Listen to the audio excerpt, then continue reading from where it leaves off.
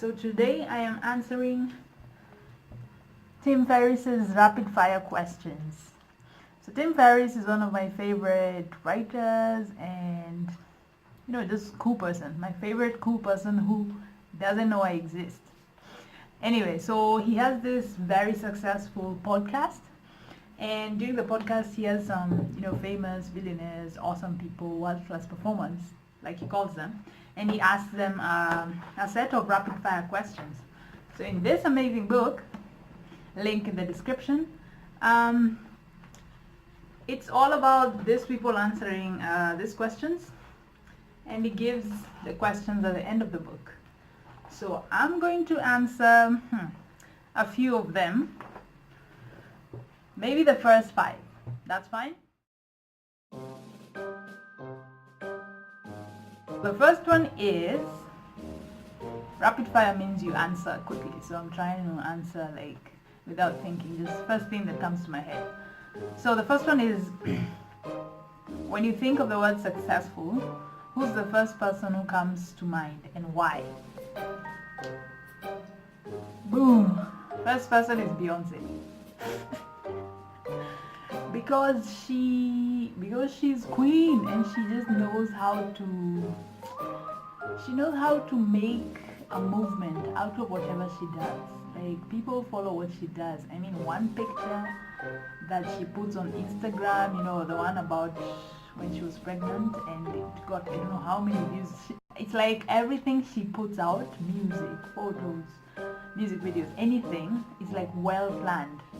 So I find that she's successful because I don't think it's like super ingenious and sinister plan. It's just that she's very creative, or she has a very creative group of people behind her. So I believe she's successful because she calls the shots and she makes us look.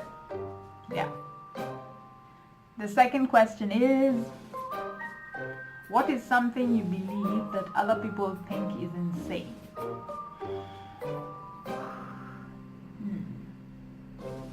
I believe risk needs to be tested. Yeah, so I test risk in a lot of things except adrenaline filled stuff like bungee jumping and sky. Yeah, I haven't done that yet. But in terms of abstract risk, or other things, risk in other things, not physical, I'm going to die kind of things. But I like to test risk in a lot of things. So risk has to be tested to the limits, I think. The third one is, what is the book or books you have given the most as a gift? I don't give books as gifts as such because they're on my Kindle and I can't share them quite.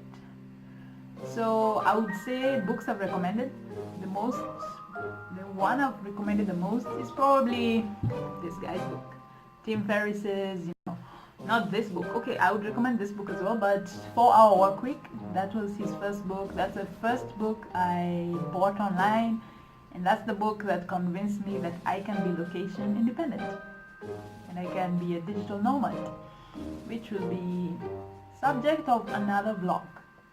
Yeah, so that's the book I have recommended to a lot of people, so that they can just think beyond what society tells us are the boundaries.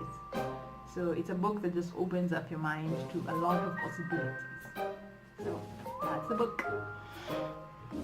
The fourth question is, what is your favorite documentary or movie? I wrote about it weeks ago, Black Panther, for a lot of reasons. There's a blog about it on my website. You should read it. Very long blog, but read it.